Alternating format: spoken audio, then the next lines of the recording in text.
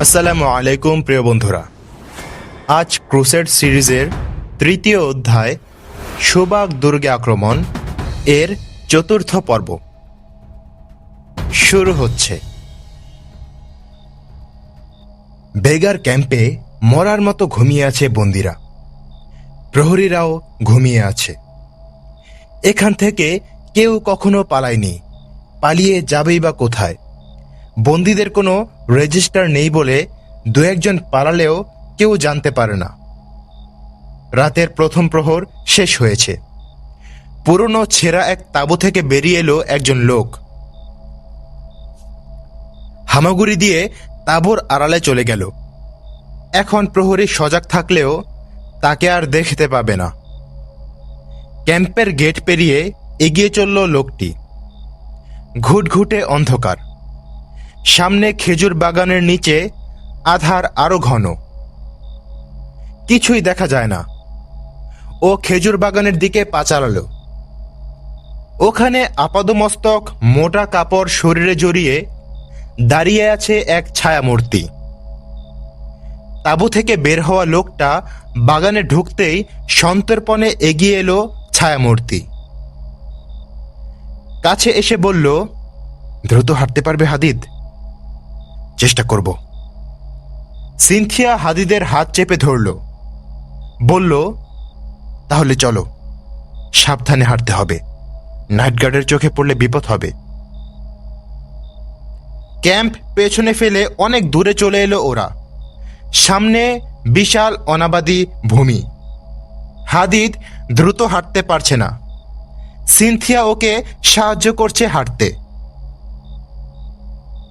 চলতে চলতে গোয়েন্দা প্রধান এবং অফিসাররা কি কি বলেছে একে একে সব বলল সিনথিয়া। হাদিদের সকল সন্দেহ দূর হয়ে গেল। সামনে শহর। শহরে প্রবেশ করেই একটা গলিতে ঢুকলো ওরা। কিছু দূর এগিয়ে ডান দিকে মোড় নিয়ে ডাক্তারের বাড়ির সামনে এসে দাঁড়ালো। হাদিদকে অন্ধকারে দাঁড় করিয়ে রেখে এগিয়ে গেল সিনথিয়া। দরজায় কড়া নাড়ল ৩-৪ বার। ভেতরে কারো পায়ের আওয়াজ পাওয়া গেল। এগিয়ে এসে দরজা খুলে দিলেন ডাক্তার। দরজা খুলতেই সিনথিয়া দ্রুত হাদিদকে নিয়ে ভেতরে ঢুকে গেল।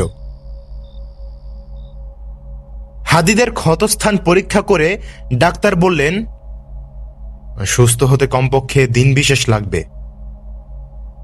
সমস্যা পড়ল সিনথিয়া। হাদিদকে এতদিন কোথায় লুকিয়ে রাখবে? বেগার ক্যাম্পে নেওয়া যাবে না।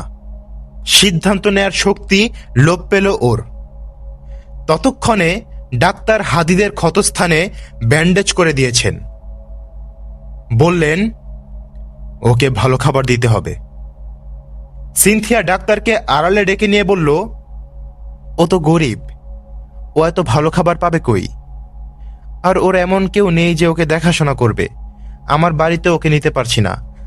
এক কাজ করুন, ওকে বরং এখানেই রাখুন।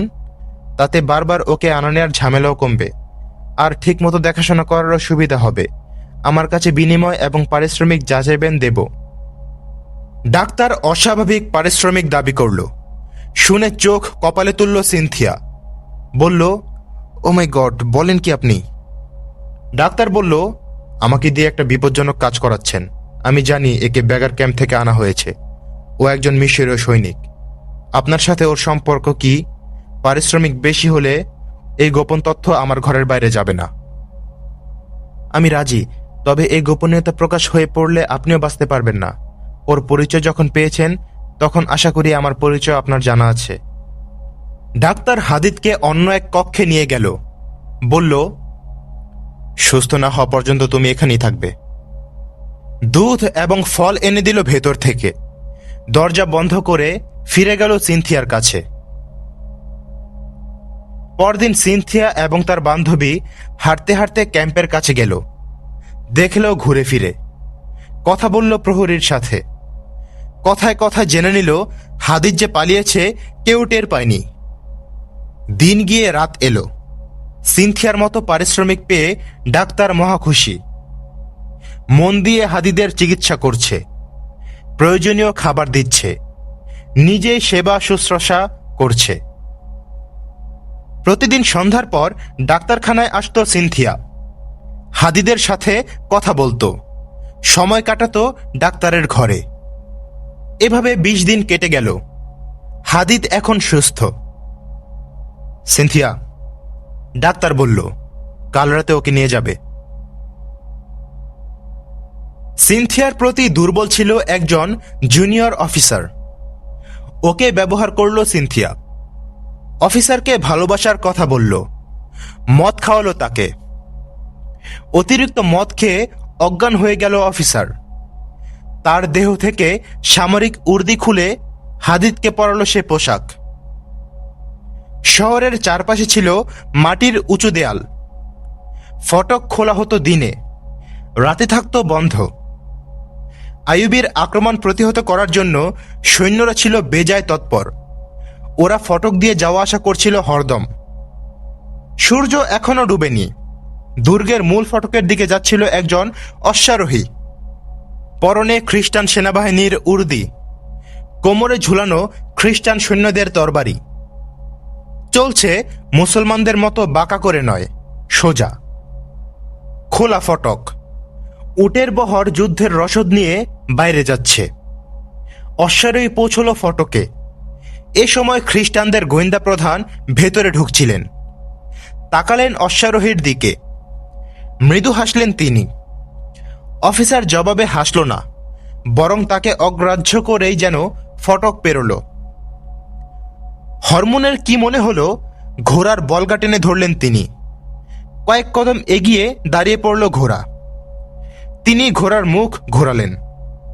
সিনথিয়া দাঁড়িয়ে আছে 100-3 গজ দূরে। হরমোনকে দেখে আড়ালে সরে গেল সে।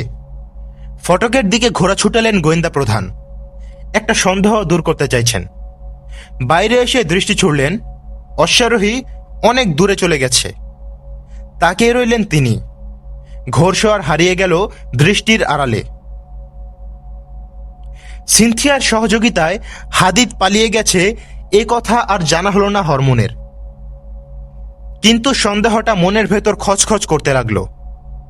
ঘোড়া ঘুরিয়ে গোয়েন্দা প্রধান ছুটলেন মুসলিম ক্যাম্পের দিকে। হাদিদের হুলিয়া বর্ণনা করে কমান্ডারকে জিজ্ঞেস করলেন, এমন কেউ আছে তোমাদের এখানে? কমান্ডার খোঁজ নিলেও দেখা গেল এমন কোনো লোক নেই এখানে। হরমোনের সন্দেহ দৃঢ় হল। ফটকে যাকে দেখেছেন সে হাদিদ কিনা আরো নিশ্চিত হওয়ার জন্য তিনি সিনথিয়ার কক্ষে গেলেন। দু হাতে মাথা চেপে ধরে কাঁদছে মেয়েটা। তুমি কি ওকে পালাতে সাহায্য করেছ? গর্জে উঠল হরমোন। সিনথিয়া ধীরে ধীরে মাথা তুলল। মিথ্যে বলো না, আমি তদন্ত করে সব প্রমাণ করব। আপনার তদন্তের প্রয়োজন নেই। আমার মিথ্যা বলারও কিছু নেই। আমার জীবনটাই রাজকীয় মিথ্যা। আমি হচ্ছি চোখ ধাঁধানো প্রতারণা। আমার আত্মার মুক্তির জন্য সত্য কথা বলে মৃত্যুকে আলিঙ্গন করতে আমার কোনো আপত্তি নেই। টলমলে পায়ে উঠে দাঁড়ালো সিনথিয়া। কথা জড়িয়ে যাচ্ছিল তার। পাশের টেবিলে শূন্য গ্লাসে কয়েক ফোঁটা পানি। কাপা হাতে গ্লাস তুলে হরমোনের দিকে বাড়িয়ে ধরে বলল, আমি আমাকে মৃত্যুদণ্ড দিয়েছি। গ্লাসের অবশিষ্ট কফটা পানি এর সাক্ষী। আমি জাতির সাথে বেইমানি করেছি বা বন্দি শত্রুকে পালাতে সাহায্য করেছি বলে এ শাস্তি নেইনি, বরং এ অপবিত্র দেহ দিয়ে এমন মানুষের সাথে প্রতারণা করেছি যারা প্রতারণা বা ধোঁকা বোঝে না। আমাদের তো কোনো সম্ভ্রম নেই, কিন্তু ওরা 4 জন আমাদের সম্ভ্রম রক্ষার জন্য 10-12 জন দস্যুর মোকাবেলা করেছে। দ্বিধাহীন চিত্তে বরণ করে নিয়েছে আপন মৃত্যু, অথচ আমাদেরকে ডাকাতের হাতে তুলে দিলে ওরা কোনো ক্ষতির সম্মুখীন হতো না। এরপর এক ব্যক্তি নিজে আহত হয়ে আমাকে দস্যুদের কবল থেকে মুক্ত করেছে। সে জানতো আমি তার শত্রু, তবু আমার জন্য সে জীবনের ঝুঁকি নিয়েছিল, অথচ আমার প্রতি তার কোনো লোভ ছিল না। তার চোখের দিকে তাকিয়ে আমি বুঝেছি সত্য মিথ্যার ফারাক, ঘৃণা এবং ভালোবাসার পার্থক্য। আমি সত্য প্রকাশ করে মরতে পারছি, এজন্য আমি আনন্দিত। এ মৃত্যু প্রশান্তির, এ মৃত্যু গৌরবের। ও পড়ে যাচ্ছিল। গ্লাস সহ ওকে ধরে ফেলল হরমোন। ঝটকা মেরে হরমোনের হাত থেকে মুক্ত হয়ে সরে গেল ও। অস্ফুট স্বরে বলল, হ্যাঁ, আমার দেহ স্পর্শ করো না। এ দেহ এখন তোমাদের কোনো কাজে আসবে না। তোমাদের প্রয়োজন এক অপবিত্র দেহ। এ বিশ্বে আমার দেহ পবিত্র হয়ে গেছে। ওকে আমি পালাতে সাহায্য করেছি। 20 দিন লুকিয়ে রেখে চিকিৎসা করিয়েছি। অস্ত্র ও উর্দি চুরি করে ওকে দিয়েছি। আমার নিজের ঘোড়া দিয়েছি ওকে। ওর সাথে আমি যেতে পারছি না, ওকে ছাড়া থাকতেও পারছি না, এজন্য বিষ খেয়েছি। বিছানায় পড়ে গেল ও। হরমোনের কানে বাজতে লাগলো ওর অন্তিম শব্দগুলো। সত্য বলার পর মৃত্যু কত প্রশান্তির হয় তাই তাকিয়ে দেখছিল হরমোন। চির শান্তির কোলে ঘুমিয়ে পড়ল সিনথিয়া। সেদিকে নিষ্পলক চোখে তাকিয়ে রইল হরমোন। সিনথিয়ার শেষকৃত্যের পর একজন অফিসার বলল, ওর কোনো আত্মীয় স্বজন থাকলে মৃত্যু সংবাদ পৌঁছে দেওয়া উচিত। আমরাই ওর আত্মীয়, জবাবে বলল হরমোন। ওর বয়স যখন 11, এক কাফেলা থেকে তাকে অপহরণ করা হয়েছিল। সুলতানের সেনাবাহিনী মিশর ছেড়েছে 3 দিন আগে। পথে বাধা দেওয়ার জন্য খ্রিস্টানদের পাঠিয়ে দেওয়া হয়েছে। সুবাকের বেশিরভাগ সৈন্য পাঠানো হয়েছে ক্রাকে। নুরুদ্দিন জঙ্গিকে ঠেকানোর জন্য কিছু গেছে সিরিয়ার দিকে। সুসজ্জিত খ্রিস্টান বাহিনী আইয়ুবীকে বাধা দেওয়ার জন্য এখন পুরোপুরি প্রস্তুত। সুলতান সালাউদ্দিন আইয়ুবী নিজের বাহিনীকে 3 ভাগে ভাগ করলেন। খানিকটা দূরত্ব বজায় রেখে ওদের এগিয়ে চলতে নির্দেশ দিলেন। 3 দলে কমান্ডারদেরকে ডেকে পাঠালেন নিজের তাঁবুতে। সবাই তাঁবুতে একত্রিত হল। সুলতান বললেন, এবার গোপন তথ্য প্রকাশ করার সময় এসেছে। আমি বলেছিলাম ক্রাক আক্রমণ করব, কিন্তু তোমাদেরকে অন্য পথে নিয়ে এসেছি। এতে তোমরা নিশ্চয়ই আশ্চর্য হচ্ছ।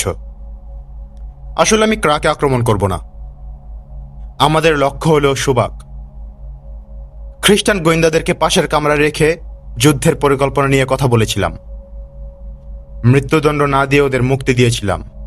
ওদেরকে সুবাক পৌঁছে দেওয়ার জন্য দেহরক্ষী দিয়েছিলাম। এর সবকিছুতেই তোমরা আশ্চর্য হয়েছ। এবার শোনো এর হাকিকত। ওদের সাথে যে 4 জন রক্ষী দিয়েছিলাম, ওদের একজন কাল রাতে সুবাক থেকে ফিরে এসেছে। ডিউক গিয়ে আমাদের কাছ থেকে শোনা যুদ্ধের সব পরিকল্পনা ওদের কাছে ফাঁস করে দিয়েছে। আমি জানতাম এমনটি হবে। আমি যেভাবে চেয়েছিলাম ঠিক সেভাবেই তারা তাদের সৈন্য ছড়িয়ে দিয়েছে। এখন আমাদের ফৌজের বামের অংশ থেকে 4 মাইল দূরে রয়েছে খ্রিস্টানদের বিশাল বাহিনী। বাম অংশের কমান্ডারের দিকে তাকিয়ে বললেন, তুমি 2 মাইল সোজাসুজি এগিয়ে যাবে, এরপর বামে মোড় নেবে। 4 মাইল এগিয়ে আবার বামে মোড় নেবে। দেখবে শত্রু সৈন্য বিশ্রাম নিচ্ছে। তীব্র গতিতে কমান্ডো হামলা করবে ওদের ওপর। পথের সবকিছু তছনছ করে আগের জায়গায় ফিরে আসবে। দ্বিতীয় দল সন্ধ্যার পর 8 মাইল সোজা এগিয়ে বামে মোড় নেবে। ওদের রসদ এবং খাদ্য সামগ্রী ওখানে পাবে। তোমরা তখন থাকবে শত্রু সেনার পেছনের দিকে। দিনে দুশ্মনের বাম অংশের পেছনে ধাওয়া করবে, কিন্তু সামনাসামনি যুদ্ধ করবে না। ওরা মোকাবেলা করতে শুরু করলে পেছনে হটবে। আস্তে আস্তে অনেক দূরে পেছনে চলে আসবে।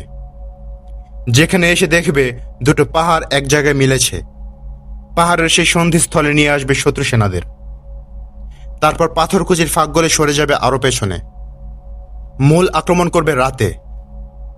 খ্রিস্টান সেনাবাহিনী এগিয়ে এলে মাঝের অংশ পেছন থেকে ওদেরকে আক্রমণ করবে। আমি এক অংশ নিয়ে রাতেই রওনা করব। কাল দুপুর নাগাদ সুবাক অবরোধ করব। বাকি 2 ভাগ মরুভূমির বিশাল এলাকায় ওদের ব্যস্ত রাখবে। ওদের কাছে যেন রসদ পৌঁছতে না পারে। পানির সবগুলো ঝর্ণা দখল করে নেবে। আক্রমণ করবে এক পাশ থেকে। যুদ্ধ করার জন্য কোথাও দাঁড়াবে না। সুইসাইড স্কোয়াড প্রতি রাতেই ওদের রসদ, পশু এবং খাদ্যবহরের উপর অগ্নিগোলা নিক্ষেপ করবে। সুবাক অবরোধ করলেন সুলতান আইয়ুবী। ওখানকার বেশিরভাগ খ্রিস্টান ফৌজকে পাঠিয়ে দেওয়া হয়েছিল ক্রাকের পথে।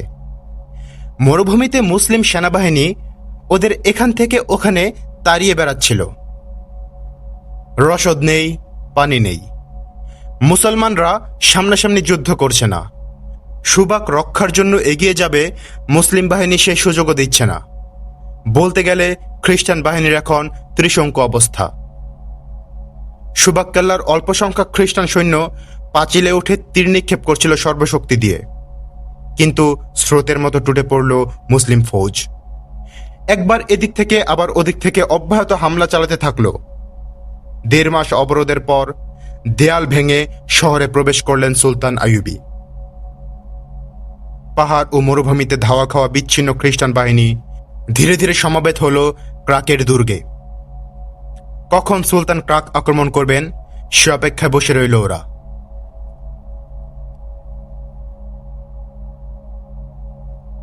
রক্তের বাঁধন। ফেব্রুয়ারির মাঝামাঝি সময়। সুবাক দুর্গ আইয়ুবীর পদানত হয়েছিল ডিসেম্বরে। শহর এখনও অশান্ত।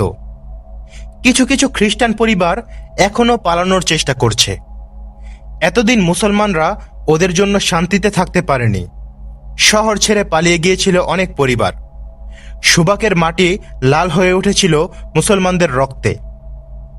শাসকদের প্রত্যক্ষ সহযোগিতায় লুণ্ঠিত হয়েছিল তাদের ঘরবাড়ি। মুসলমানরা সুবাক দখল করে নিয়েছে। অত্যাচারিত মুসলমানদের প্রতিশোধের ভয়ে পালাচ্ছে এখন খ্রিস্টানরা।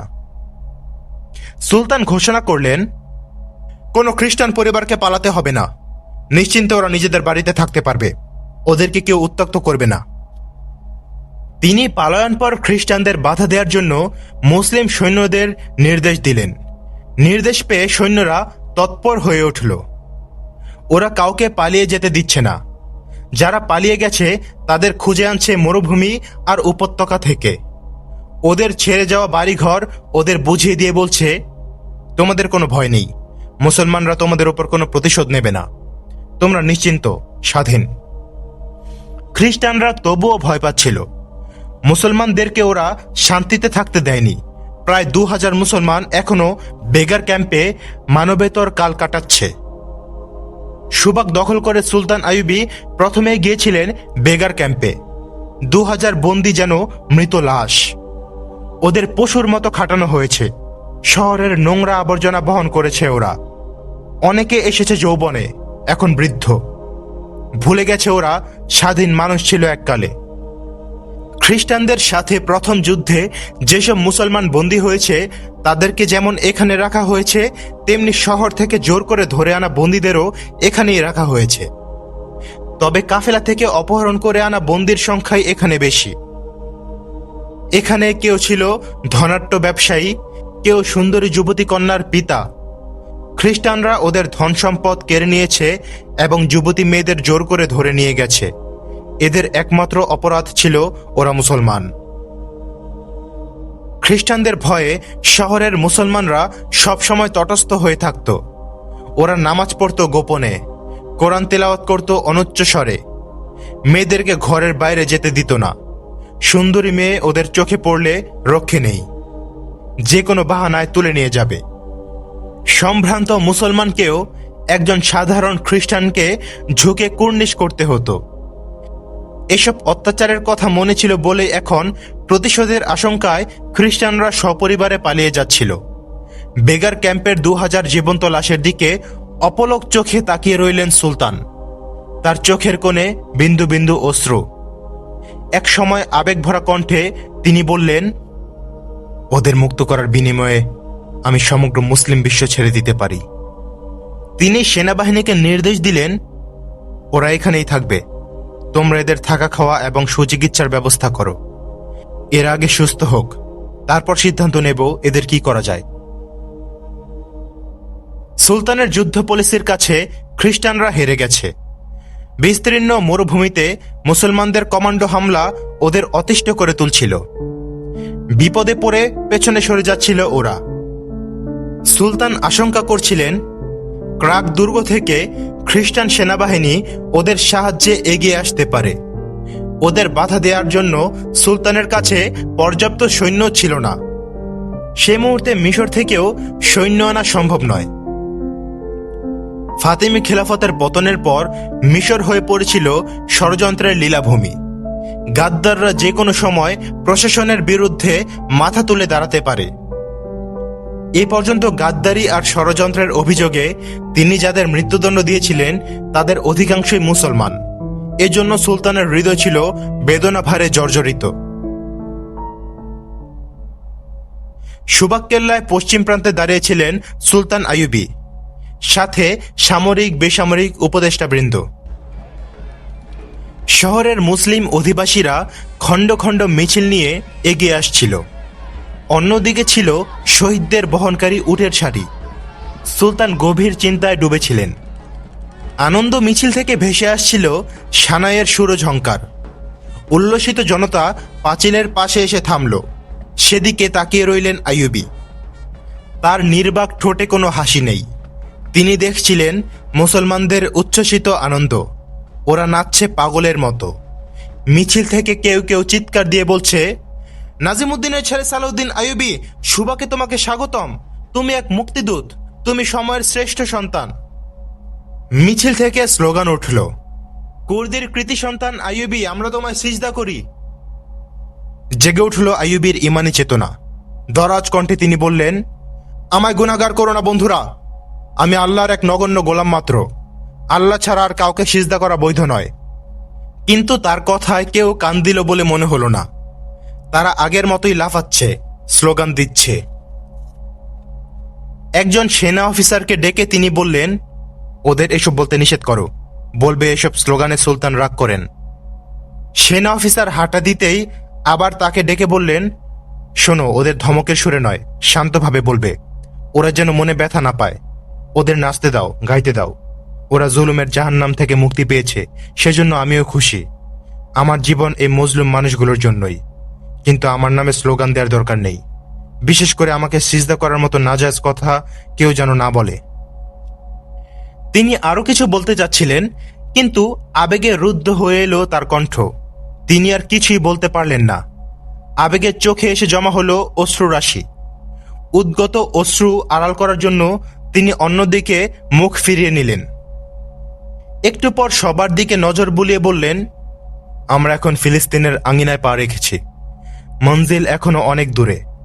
এই মরুভূমি রোম উপসাগর ঘুরে সেখান থেকে পশ্চিমে মোড় নিয়েছে। আমাদের যেতে হবে সেখান পর্যন্ত। শত্রুদের ক্রুশ ডুবিয়ে দিতে হবে রোম উপসাগরের অথই জলে। সুলতান শহর প্রধানকে বললেন, প্রতিটি অলিগলিতে ঘোষণা করে দাও, কোনো অমুসলমানের প্রাণভয়ে পালিয়ে যাওয়ার দরকার হবে না। কেউ তাদের উত্ত্যক্ত করবে না। যদি কোনো নাগরিক কাউকে বিরক্ত করে, সরাসরি দুর্গের ফটকে এসে অভিযোগ করবে। প্রশাসন প্রতিটি নাগরিকের সমস্যা দূর করার চেষ্টা করবে। আমি আবারও বলছি, আমরা কাউকে কষ্ট দিতে আসিনি কারো বিপদের কারণ হতে। আমরা এসেছি স্নেহ ও ভালোবাসার বার্তা নিয়ে। ইসলামী সরকারের বিরুদ্ধে কোনো তৎপরতার বিচার ইসলামী আইনেই করা হবে। এ আইন মুসলিম অমুসলিম সকলের জন্য সমান। শহরে যদি খ্রিস্টানদের কোনো গুপ্তচর লুকিয়ে থেকে থাকে, আশ্রয়দাতা সহ তাকে সেনাবাহিনীর হাতে তুলে দেওয়ার জন্য আমি জনসাধারণের প্রতি আহ্বান জানাচ্ছি। উপদেষ্টাদের নিয়ে পাঁচিল থেকে নেমে এলেন সুলতান। প্রথমেই গোয়েন্দাদের সদর দপ্তরে তল্লাশি নেওয়া হলো। কোনো কাগজপত্র পাওয়া গেল না। খ্রিস্টানদের গোয়েন্দা প্রধান হরমোন এবং তার সঙ্গীরা পালিয়ে গেছে। 8 জন তরুণী গোয়েন্দা পালাতে পারেনি। তাদেরকে আলী বিন সুফিয়ানের হাতে তুলে দেওয়া হলো। জবানবন্দিতে ওরা বলল, মেয়েদের সবাই ব্যক্তিগত উদ্যোগে পালিয়েছে, কোনো পুরুষ ওদের সহযোগিতা করেনি। ওরা আরও জানালো, লুজিনা নামে আমাদের এক সঙ্গিনী ছিল। একজন মুসলমান সৈন্যকে পালাতে সাহায্য করে সে নিজে আত্মহত্যা করেছে। আলী ওদের নিরাপদ স্থানে আটকে রাখলেন। নিরাপত্তা এবং শান্তি সৃষ্টির জন্য সুলতানের নির্দেশে তৎপর ছিল সুবাকের প্রশাসন। ক্রাকের খ্রিস্টান শিবিরে চলছিল সুবাক আক্রমণের পরিকল্পনা, কিন্তু আইয়ুবীর পরবর্তী পদক্ষেপ কি হতে পারে তা নিশ্চিত না হয়ে চটজলদি কিছু করে বসার বোকামি করতে আর রাজি নয়। তাই ওদের তৈরি হতে হচ্ছিল। বিশেষ করে সুবাকের বিপর্যয় তাদের স্তম্ভিত করে দিয়েছিল। যেখানে গোয়েন্দাদের কাছ থেকে তারা নিশ্চিত রিপোর্ট পেয়েছিল সুলতান আইয়ুবী ক্রাক আক্রমণ করার প্রস্তুতি নিচ্ছেন, কায়রো সহ অন্যান্য এলাকার গোয়েন্দা রিপোর্ট থেকেও একই রকম তথ্যই পাওয়া যাচ্ছিল তারা এ খবর পেয়েছিল যে আইয়ুবীর নেতৃত্বে মুসলিম সেনাবাহিনী ক্রাকের দিকে যাত্রা করেছে এবং তারা দ্রুত এগিয়ে আসছে। ফলে আইয়ুবীর উদ্দেশ্য ছিল তাদের কাছে স্পষ্ট। এজন্য পথেই মুসলিম বাহিনীকে বাধা দেওয়ার সকল ব্যবস্থা সম্পন্ন করা হয়েছিল। কিন্তু এ সবই যে সুলতানের সাজানো খেলা, বিস্ময়কর যুদ্ধ চাল, তা কে জানত? শেষ মুহূর্তে দেখা গেল সুলতান ক্রাকে আক্রমণ না করে সুবাকে হামলা করলেন। মুসলিম বাহিনীর অগ্রাভিযান রোধ করার জন্য যাদের পাঠানো হয়েছিল পথে, ওৎ পেতে থাকা সেই সব খ্রিস্টান সৈন্যরা অযাচিত কমান্ডো হামলার শিকার হল। অথচ যুদ্ধের সমুদায় প্রস্তুতি নেওয়া হয়েছিল গোয়েন্দাদের নিশ্চিত রিপোর্টের উপর ভিত্তি করেই। ক্রাকের খ্রিস্টান শিবিরে কনফারেন্সের আয়োজন করা হয়েছে। কয়েকজন সম্রাট এবং সেনাবাহিনীর শীর্ষ পর্যায়ের নেতারা এতে শরিক হয়েছেন। অপরাধীর বেশে এসেছেন গোয়েন্দা প্রধান হরমোন। আলেমরূপী গোয়েন্দা ডিউককে আনা হয়েছে হাতে হাত করা পরিয়ে। তার ভুল তথ্যের কারণে খ্রিস্টান সৈন্যরা পরাজিত হয়েছে। হাতছাড়া হয়েছে সুবাকের মতো গুরুত্বপূর্ণ দুর্গ। এই তথ্য কিভাবে পেয়েছে ডিউক আবার কনফারেন্সে তা শোনালো। সবশেষে বলল, আমার দেয়া তথ্যে সন্দেহ হলে আপনারা সে অনুযায়ী কাজ করলেন কেন? গোয়েন্দা সংস্থা এ নিয়ে কেন যাচাই বাছাই করেনি? হরমোনকে প্রশ্ন করা হলো, গোয়েন্দা বৃত্তিতে অভিজ্ঞ হওয়ার পরও আপনি কিভাবে এ ভুল করলেন? হরমোন বললেন, এ ব্যাপারে আমার অনেক কিছু বলার আছে। অবশ্যই আমি গুপ্তচর বৃত্তি এবং গোয়েন্দা কাজে অভিজ্ঞ। এরপরও কোনো কোনো ক্ষেত্রে আমার অভিজ্ঞতা এবং পরিশ্রমকে ওভারলুক করা হয়েছে। আমাদের পরাজয় আমার একার ভুলে হয়েছে, এ কথা বলার কোনো অবকাশ নেই। সত্য প্রকাশের খাতিরে আমাকে কিছু তিক্ত কথা বলতে হচ্ছে বলে আমি দুঃখিত। আমি সেই সব সেনাপতি ও শাসকদের হুকুমের সামনে অসহায় ছিলাম যারা আমার পরামর্শের তোয়াক্কা না করে আমার যোগ্যতাকে নিঃশেষ করে দিয়েছে। এখানে 3 জন সম্রাট এবং সম্মিলিত সামরিক বাহিনীর শীর্ষ পর্যায়ের নেতৃবৃন্দ রয়েছেন। কেন আমরা পরাজিত? সুবাক হাতছাড়া হলো কেন? এক বিশাল এলাকা কেন আমাদেরকে হারাতে হলো? এক্ষেত্রে আমাদের ভুলগুলি কি ছিল তা কনফারেন্সে তুলে ধরা আমার কর্তব্য বলে মনে করছি। যথাযথ সম্মান প্রদর্শন করে বিনয়ের সাথে বলতে চাই, আমরা সবাই ক্রুশ হাতে নিয়ে শপথ করেছিলাম ক্রুশের জন্য নিজের জীবন বিলিয়ে দেব। ব্যক্তিগত মর্যাদা নয়, ক্রুশের মর্যাদা বৃদ্ধি আমাদের লক্ষ্য, কিন্তু আমরা অনেকেই আমাদের শপথের মর্যাদা রক্ষা করতে পারিনি। কোনার্ড, গেঅফ লুজিনাম এবং শাহ অগাস্টাস এর মতো আত্মম্ভর সম্রাটগণও হরমোনের সিদ্ধান্তের বিপক্ষে বলার সাহস পেতেন না। গোয়েন্দা জগতে তার ছিল একচ্ছত্র ক্ষমতা। যে কোনো শাসককেই তিনি গুপ্তভাবে হত্যা করতে পারতেন। কনফারেন্সের পিনপতন নীরবতার মাঝে হরমোন প্রশ্ন করলেন, বুঝতে পারছি না শত্রুর গোপন তথ্য সংগ্রহের জন্য মেয়েদের ব্যবহার করা হচ্ছে কেন? কারণ নারী হচ্ছে মানুষের সবচেয়ে বড় দুর্বলতা। কোনার্ড বললেন, মানুষের চরিত্র নষ্ট করার জন্য নারীর বিকল্প নেই। হোক সে রক্ত মাংসের মানুষ বা সাহিত্যের মোড়কে নারীর শারীরিক বর্ণনা। তুমি কি অস্বীকার করতে পারো হরমোন, নারীদের দিয়েই আমরা আরবের অনেক আমির ওমরাকে আমাদের গোলামে পরিণত করেছি? না, অস্বীকার করি না। কিন্তু এখন মুসলিম শাসন আমির ওমরাদের হাতে নয়, সেনাবাহিনীর হাতে। মিশরের শাসক একজন গভর্নর হয়েও খলিফাকে বরখাস্ত করেছেন। নুরুদ্দিন জঙ্গি একজন সেনাপতি এবং মন্ত্রী, তিনিও কেন্দ্রীয় নির্দেশের তোয়াক্কা করেন না। এজন্য একজন আমির ওমরাকে হাত করলে বড়জোর কজন গাদ্দার বৃদ্ধি পাবে। ওরা দেশের 1 ইঞ্চি মাটিও আপনাদের দিতে পারবে না। এখন সেনাবাহিনীর হাতেই সর্বময় ক্ষমতা। আইয়ুবী এবং জঙ্গি সৈন্যদেরকে এমন ট্রেনিং দিচ্ছে, নারীদের দিয়ে আপনারা তাদের নৈতিক স্ফলন ঘটাতে পারছেন না এবং পারেননি। ইসলাম মদ হারাম করেছে, ফলে সৈন্যদের জন্য মদ কঠোরভাবে নিষিদ্ধ। তাই কেউ বিবেকশূন্য হয় না। আইয়ুবী মদে অভ্যস্ত হলে বিজয়ী হয়ে নয়, সুবাক আসত বন্দী হয়ে। হরমোন বিরক্তি প্রকাশ করল এক সেনাপতি। তোমার কথা মেয়েদের মধ্যেই সীমাবদ্ধ রাখো। মুসলমানের প্রশংসা শোনার জন্য আমরা এখানে আসিনি। আমি বলতে চাই, গুপ্তচর বৃত্তিতে মেয়েদের ব্যবহার করে আমরা ব্যর্থ হয়েছি। গত 2 বছরে মিশর পাঠিয়ে আমরা অনেক মূল্যবান মেয়ে হারিয়েছি। মনে রাখতে হবে, মেয়েরা সাধারণভাবেই আবেগপ্রবণ। যত ট্রেনিংই দেয়া হোক, ওরা পুরুষের মতো কঠিন হতে পারে না। আমরা ওদেরকে ঝুঁকিপূর্ণ কাজে ব্যবহার করি। কখনো অবস্থা পাল্টে যায়, যুবতীদেরকে ভোগ না করে বরং নিরাপদ আশ্রয় দান করে মুসলমানরা। এর ফলে মেয়েদের ভেতর প্রচণ্ড আবেগ জন্ম নেয়। ওদের চারিত্রিক দৃঢ়তায় অভিভূত হয়ে অনেকেই তাদের ভক্ত হয়ে যায়। কিছুদিন পূর্বেই সালাউদ্দিনের এক কমান্ডার আমাদের একটা মেয়েকে দস্যুর কবল থেকে মুক্ত করে নিজে আহত হয়ে পড়ে। মেয়েটা কমান্ডারকে সুবাক নিয়ে এসেছিল। আমরা তাকে মুসলমানদের ক্যাম্পে স্থানান্তর করেছিলাম।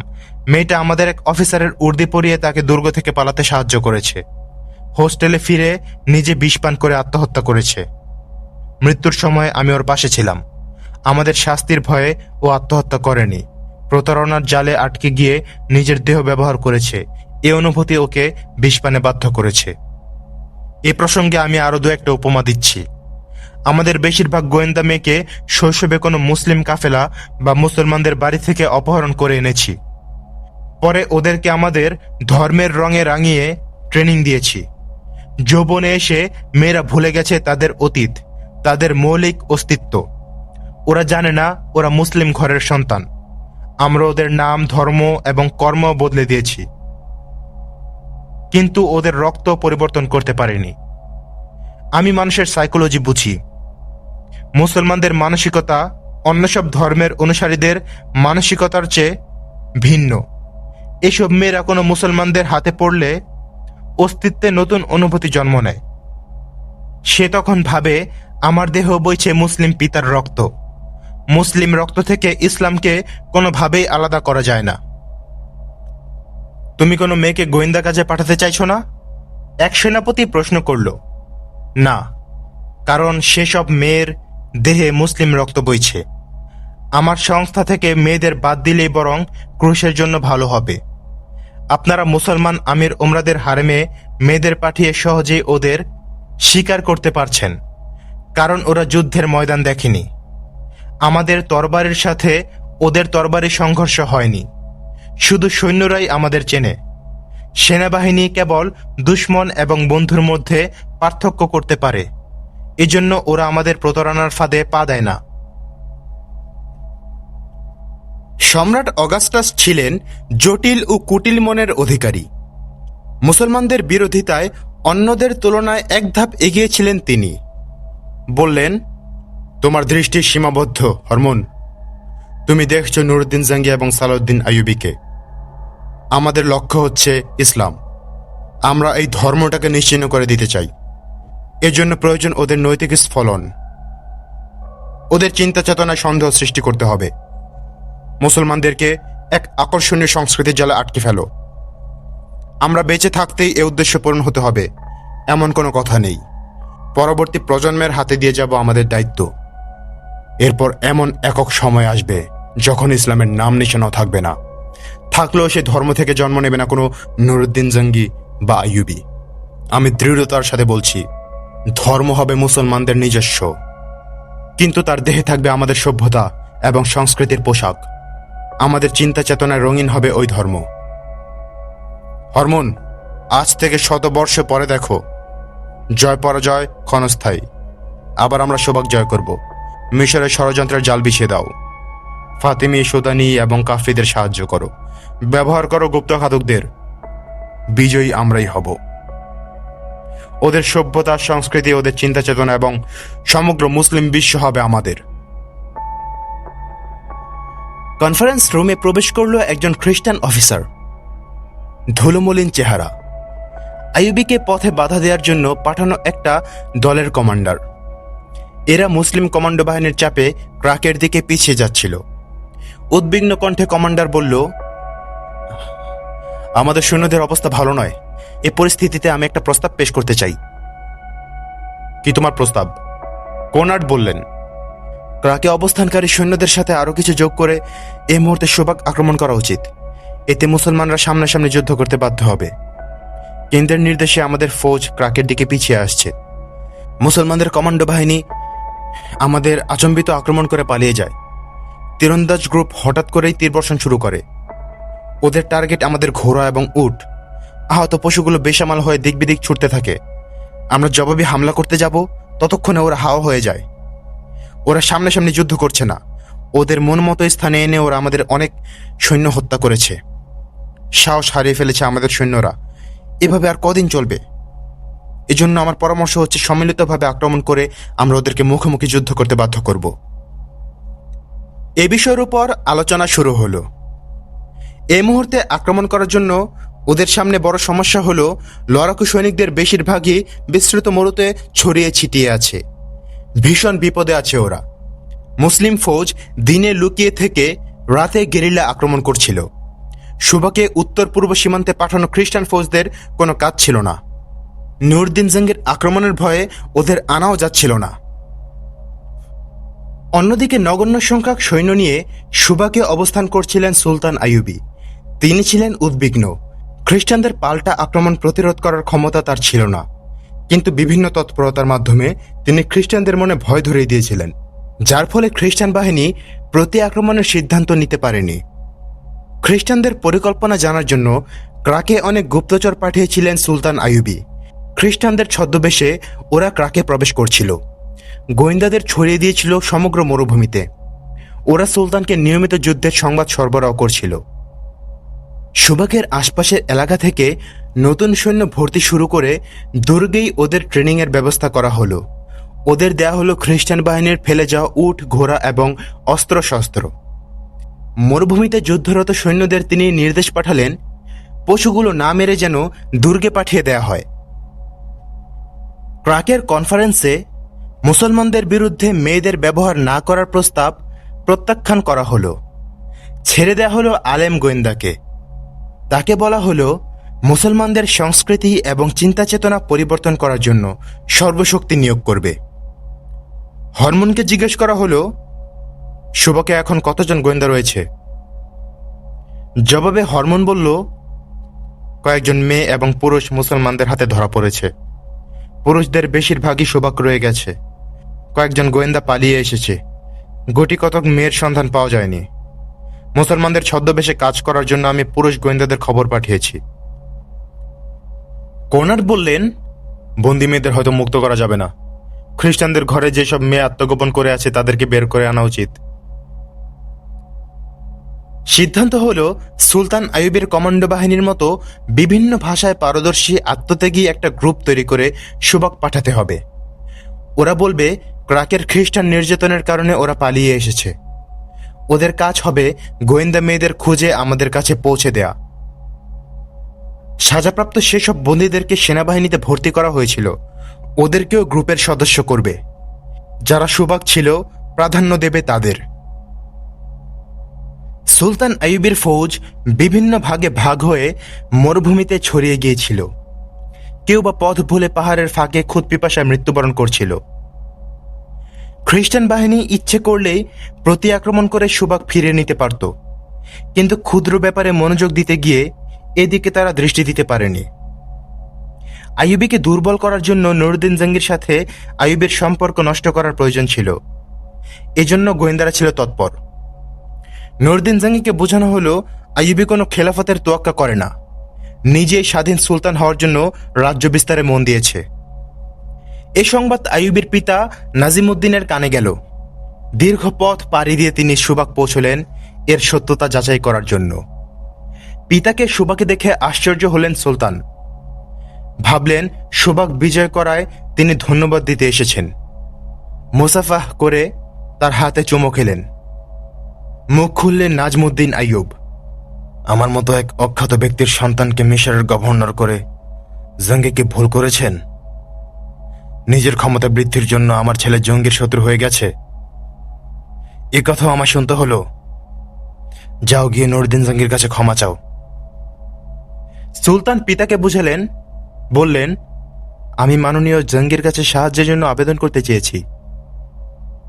তিনি নুরউদ্দিন জঙ্গির কাছে চিঠি লিখে ইসা আল হুকারির হাতে দিয়ে পিতার সাথে রওয়ানা করিয়ে দিলেন, সাথে সুবাকের কিছু উপহার সামগ্রী। তিনি লিখলেন,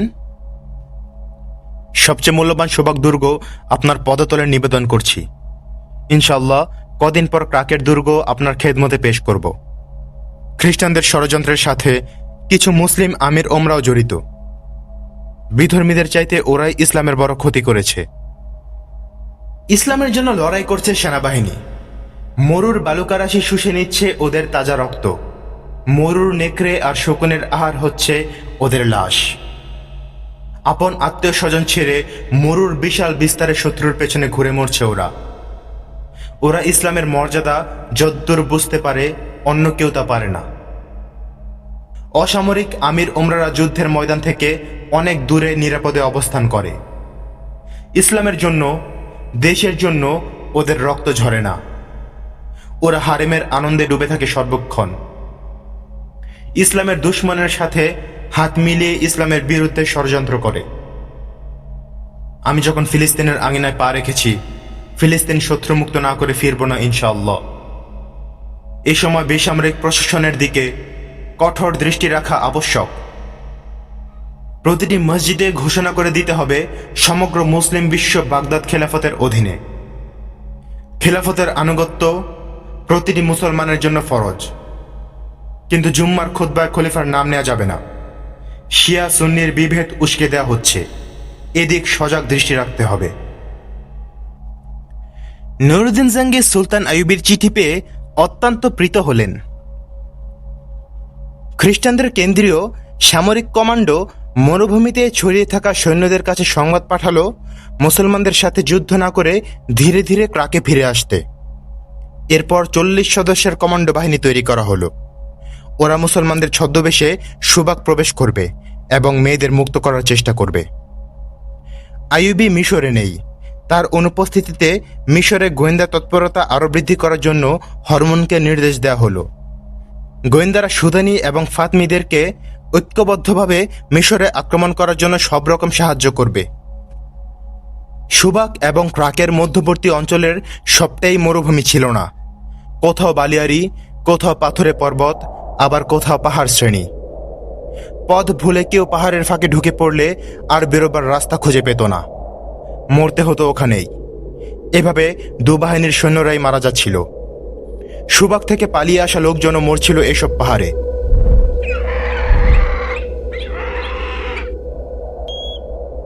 আকাশে উড়ছিল শকুনের ঝাঁক।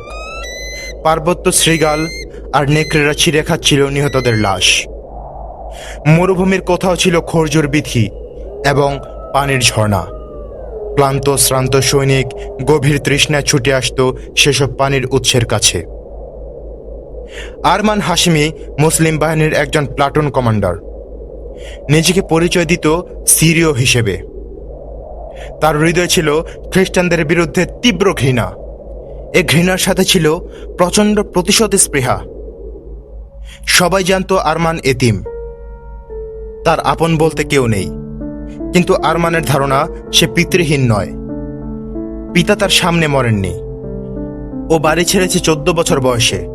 থাকত সুবাক। তার স্পষ্ট মনে আছে তখন খ্রিস্টান সৈন্যরা সুবাক দখল করে মুসলিম নিধনে মেতে উঠেছে। খ্রিস্টানদের নির্যাতন প্রত্যক্ষ করেই বড় হয়েছে সে। দেখেছে নিরপরাধ মুসলিম বন্দীদের নিহত হতে, দেখেছে অসহায় মানুষ, দেখেছে মুসলমানদের সুন্দরী মেয়েদের জোর করে ধরে নিয়ে যাচ্ছে ওরা, যুবকদের পাঠাচ্ছে বেগার ক্যাম্পে। সুবাকের মুসলমানরা বলতো, খ্রিস্টান সৈন্যরা কোথাও পরাজিত হলে আমাদের উপর তার প্রতিশোধ নেওয়া শুরু করে। আরমানের পরিবারও নিরাপদ ছিল না। 7-8 বছর বয়সী এক বোনের কথা ওর মনে আছে। ভীষণ সুন্দরী ছিল, মনে হতো পুতুল। পিতা এবং বড় একজন ভাই ছিল। ছোট বোন একদিন খেলতে বাইরে গিয়ে আর ফিরে আসেনি। একজন মুসলমান প্রতিবেশী বলেছিল ওকে খ্রিস্টান সৈন্যরা তুলে নিয়ে গেছে। আরমানের পিতা শহর প্রধানের কাছে অভিযোগ পেশ করলেন। তিনি মুসলমান শুনে জ্বলে উঠল শহর প্রধান। শাসক জাতির বিরুদ্ধে এত বড় অপবাদ! তার পিতা বাড়ি ফিরে এলেন। বড় ছেলেকে নিয়ে মহল্লার সবাইকে জানালেন। এক রাতে তাদের বাড়ি আক্রান্ত হলো। বড় ভাই এবং তার পিতা নিহত হলো আরমানের চোখের সামনে। আরমান পালিয়ে একজন মুসলিম প্রতিবেশীর ঘরে আশ্রয় নিল। তার আর ঘরে ফেরা হয়নি। তাকেও মেরে ফেলতে পারে ভেবে কয়েকদিন ওখানেই লুকিয়ে রইল। কয়েকদিন পর প্রতিবেশী আরমানকে আরেকজন মুসলমানের হাতে তুলে দিল। লোকটি গোপনে তাকে এ অঞ্চল থেকে বের করে এক কাফেলায় সঙ্গী করে নিল। দীর্ঘ পথ পাড়ি দিয়ে কাফেলা সিরিয়ায় পৌঁছাল। আরমান একজন আমিরের বাড়িতে চাকরি পেয়ে গেল। বেঁচে থাকার তাগিদে আরমান আমিরের বাড়িতে চাকরি করছে। ধীরে ধীরে বয়স বাড়ল, তার হৃদয় জ্বলছে প্রতিশোধের আগুন। এ চাকরির চাইতে সেনাবাহিনী তার ভালো লাগত। আমিরের চাকরি ছেড়ে ও একজন সেনা কমান্ডারের বাড়িতে কাজ নিল। কমান্ডারকে শোনালো তার অতীত কাহিনী, আবেদন জানালো সেনা ফৌজে ভর্তি হওয়ার জন্য। 16 বছর বয়সে কমান্ডার আরমানকে সেনাবাহিনীতে ভর্তি করে দিলেন। 3-4টে যুদ্ধে শরিক হলো ও। সুলতান আইয়ুবের অনুরোধে নুরউদ্দিন জঙ্গি যে ফৌজ মিশর পাঠিয়েছিলেন, ও ছিল তাদের সঙ্গে। ও এখন 28 বছরের টকবকে তরুণ। মিশরে কাটল 2 বছর। আল্লাহ তার প্রার্থনা কবুল করেছেন। সুবাক দুর্গ আক্রমণকারী বাহিনীর সাথে ওকেও নেওয়া হয়। হৃদয় ওর ঝড় বইছিল। কিছুদিন পর এই যুদ্ধ হবে খ্রিস্টান বাহিনীর সাথে। আরমানের কমান্ডো বাহিনী প্রতিপক্ষের উপর শিকারী বাজের মতো ঝাঁপিয়ে পড়ত। মুখে মুখে ছড়িয়ে গেল তার নাম। অশ্বারোহী যোদ্ধাদের সাথে নিয়ে মরুময় ঘুরে বেড়াতো আরমান। খ্রিস্টান সৈন্য দেখলেই চিতাবাঘের মতো ঝাঁপিয়ে পড়ত। হৃদয়ের আগুন এতে নিভত না। 1 মাস পর তার গ্রুপের 4 জন মাত্র বেঁচে রইল। বাকিরা শহীদ হল যুদ্ধ করে। এক রাতে সে 50 জনের একটা দলকে আক্রমণ করল। দিনভর লুকিয়ে অনুসরণ করছিল ওদের। আক্রমণ করেনি। দিনের বেলা 50 জনকে আক্রমণ করা 4 জনের পক্ষে সম্ভব নয়। খ্রিস্টান সেনাদলটি অনেক দূরে এগিয়ে গেল। রাতে ওরা থামল, ছাউনি ফেলল বিশ্রামের জন্য। কজন শান্ত্রীকে পাহারায় রেখে ঘুমিয়ে পড়ল। মাঝরাতে ছাউনির মাঝ বরাবর ঘোড়া ছুটালো আরমান। ডানে বায়ে তরবারির আঘাত করে অন্ধকারে অদৃশ্য হয়ে গেল। ঘোড়ার পায়ের চাপে থেতলে গেল কজন খ্রিস্টান সৈন্যের দেহ। শান্ত্রীরা তীর ছুড়ল। অন্ধকারে লক্ষ্য ভ্রষ্ট হল তীর। সামনে গিয়ে সঙ্গীদের থামালো আরমান। ধীরে ধীরে পিছিয়ে এলো। একবারও ভাবল না শত্রু এতক্ষণে সতর্ক হয়ে গেছে। ছাউনির কাছে গিয়ে আবার ঘোড়া ছুটালো ওরা। সৈন্যদের দলে পিষে বেরিয়ে গেল সামনে। ওরা এখন 3 জন। একজন শহীদ হয়েছে খ্রিস্টানদের তীরের আঘাতে। আরমানের রক্তে আগুন ধরে গেল। সঙ্গীদের বলল, এবার প্রতিশোধ নেব। এ ছিল এক ভয়ঙ্কর দুঃসাহসিক পদক্ষেপ। 2 জন সঙ্গীকে নিয়ে আরমান আবার ফিরে এলো ছাউনির কাছে। ততক্ষণে জেগে উঠেছে ছাউনির সবাই। ঘোড়াগুলো ক্লান্ত। ঘোড়া ছুটালো ওরা। খ্রিস্টান সৈন্যরা হামলে পড়ল তাদের উপর। নিমিষে তার সঙ্গী 2 জন শহীদ হয়ে গেল। এখন বেঁচে আছে শুধু আরমান। তাকে ধাওয়া করছে 2 জন খ্রিস্টান সৈন্য। পেছন থেকে ভেসে এলো খ্রিস্টানদের সতর্কবাণী, থামো, পালাতে পারবে না, তুমি এখন একা। ঘোড়ার মুখ ঘুরিয়ে দিল। তরবারি দিয়ে আক্রমণ করলো 2 ধাওয়াকারী। বর্ষা দিয়ে একাই 2 জনের মোকাবেলা করলো আরমান। দীর্ঘ সময় ধরে চলল মুখোমুখি যুদ্ধ। কাফেলা থেকে অনেক দূরে চলে এসেছে ওরা। শেষ পর্যন্ত আরমান বিজয়ী হল। নিহত হল 2 জন খ্রিস্টান সৈন্য। সুবাক পাঠানোর জন্য ওদের ঘোড়া এবং অস্ত্রশস্ত্র তুলে নিল ও। বুঝতে পারছে না কোথায় এসেছে। ঘোড়াটা ক্লান্ত, বিশ্রাম প্রয়োজন। আরো কিছু দূর এগিয়ে এক পাহাড়ের কোলে থামল আরমান। খ্রিস্টান সৈন্যরা যে কোনো সময় আক্রমণ করতে পারে ভেবে রাতভর জেগে রইল। আকাশের নক্ষত্র দেখে সুবাক এবং ক্রাক কোন দিকে নির্ধারণ করল ও। কোন দিকে গেলে মুসলিম সৈন্যদের পাওয়া যাবে তাও বুঝল আরমান। ভোরের আলো ফুটতেই বেরিয়ে পড়ল ও।